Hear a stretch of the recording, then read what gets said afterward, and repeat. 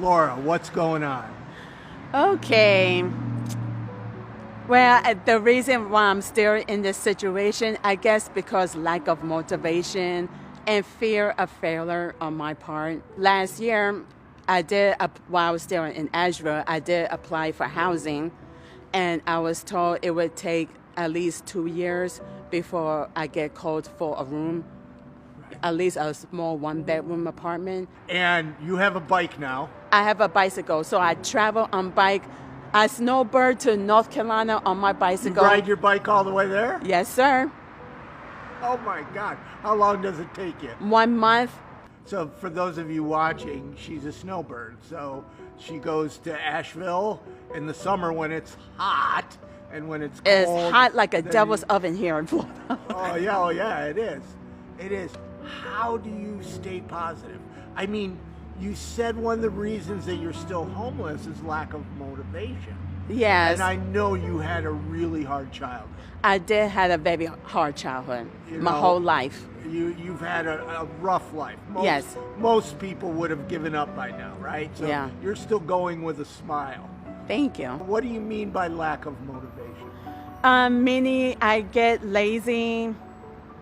I guess maybe it's because I was told by my mother that I'm not capable of being a responsible person.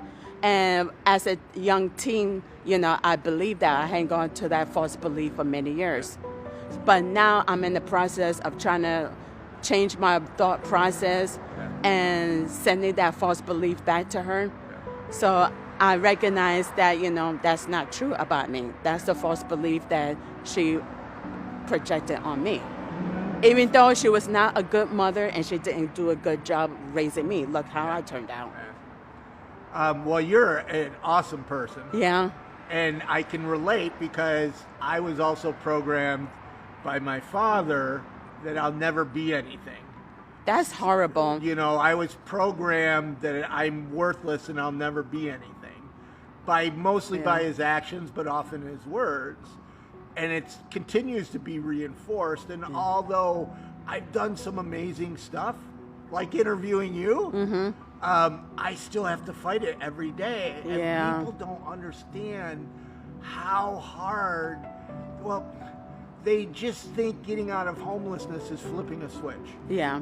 And it's not like It's that. not that easy. Most of us have layers of trauma that got us to And this. plus the belief system that get us in this situation in the first place. Yeah. Yeah. Yeah. How are you surviving? Let's see. I go to Sachs Ministries on Tuesday and Thursdays at 7 o'clock and Saturdays at 5 o'clock right by City Hall parking lot. Yeah.